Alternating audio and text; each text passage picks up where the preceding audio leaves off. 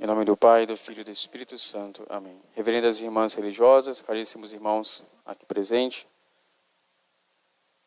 nesta missa votiva em honra de nosso Senhor Jesus Cristo, sumo e eterno sacerdote, a liturgia, portanto, aplica a carta aos Hebreus, que é toda uma elaborada num tom teológico acerca dos sacrifícios que se ofereciam no Antigo Testamento. Então, quem escreveu essa carta é uma pessoa profundamente que sabia dos costumes judaicos, mas, além disso, essa pessoa pode compreender completamente aquilo que foi a missão de nosso Senhor Jesus Cristo.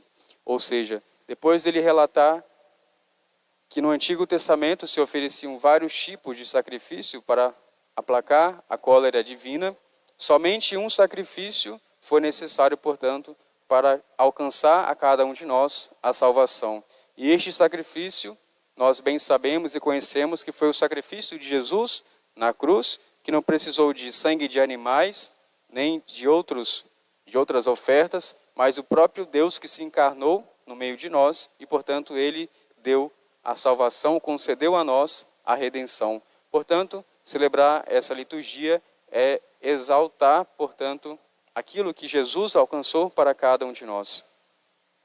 Se de um lado nós devemos temer a presença de Deus por ele ser infinitamente santo, a figura humana de Jesus garante a cada um de nós essa proximidade, porque foi justamente pela santa humanidade de nosso Senhor Jesus Cristo que nós temos o contato ao amor misericordioso expresso pelo amor que ele ofereceu por cada um de nós na cruz. Nosso Senhor Jesus Cristo é sacerdote, humanamente falando, porque justamente nós necessitamos, para ter este contato com nosso Senhor, do seu sacrifício. Então, ele é o único mediador entre Deus e os homens, e todas as outras mediações dos santos aurem, portanto, a sua eficácia na mediação de Jesus, nosso Senhor. Assim diz São João Paulo II.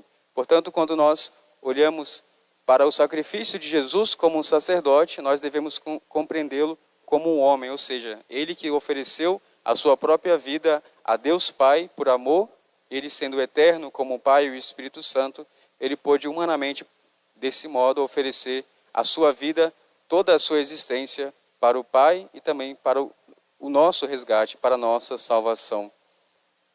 E o Evangelho que nós escutamos, nesse dia dessa liturgia, expressa o amor ansioso de Jesus por cada um de nós. Ele mesmo, no último momento da sua vida, esse Evangelho é narrado na Quinta-feira Santa, na Santa Ceia de Nosso Senhor, ele está dizendo para cada um de nós que ele teve um amor, ele desejou ansiosamente comer com os apóstolos aquela ceia, ou seja, desde toda a eternidade, Jesus quis, sendo Filho eterno do Pai, unir-se a nós por seu sacrifício, porque justamente a partir do momento que ele daria o seu corpo e o seu sangue para cada um de nós, a sua presença não seria diminuída, mas aumentaria dentro de nós. Ele que deixaria de estar visivelmente presente na nossa vida, ele estaria, portanto, a partir da Eucaristia dentro do nosso coração, portanto, com a sua vida também participando da nossa vida. E toda a doação que Jesus fez por nós é uma doação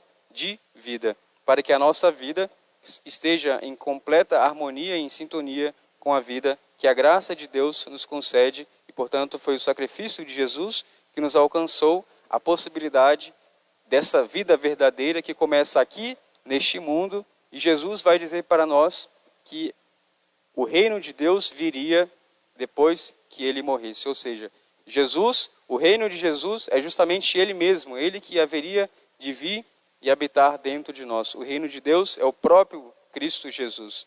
Sim, o reino de Deus também é a sua igreja, mas nós devemos recordar que cada membro da igreja é membro do corpo místico de Cristo e, portanto, nosso Senhor Jesus Cristo é o verdadeiro reino de Deus. Que esse reino possa adentrar dentro do nosso coração e ele possa também realizar em nós grandes maravilhas, sobretudo a nossa conversão. São José Maria Escrivá, falando dos sacerdotes, ele dizia que nós, antes de criticar algum sacerdote, seja por seu defeito, seja por conta da sua personalidade, nós deveríamos lembrar, em primeiro lugar, que o sacerdote, e qualquer sacerdote, é sempre outro Cristo. Mesmo que ele seja pecador por conta da sua humanidade, seja por suas infidelidades, mas sempre ele será, por conta da sua ordenação, da sua consagração a Deus, ele será sempre um outro sacerdote. E a nossa atitude diante de outro sacerdote deve ser, portanto, a mesma que nós teríamos com nosso Senhor.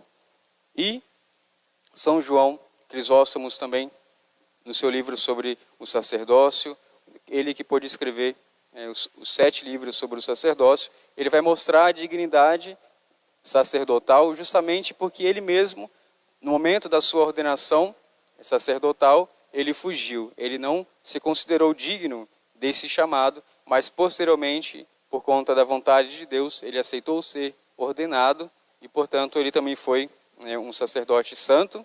E como diz a Epístola aos Hebreus, muitas coisas nós poderíamos falar sobre o sacerdócio. O sacerdócio que os padres recebem de Cristo é algo tão grandioso que nós não podemos explicar e muito menos entender. Mas basta que nós tenhamos a fé na pessoa de nosso Senhor, que age por meio dos sacerdotes. Então a gente deve, além de toda a admiração pelo sacerdócio que brota do próprio coração de nosso Senhor Jesus Cristo, nós devemos ter sempre uma atitude oracional, ou seja, pedir e rezar sempre pela santificação de todos os sacerdotes. E muito devemos evitar de criticar algumas das suas atitudes, mesmo que nós não concordamos, mas nós devemos rezar, portanto, por sua conversão e também pela sua santificação.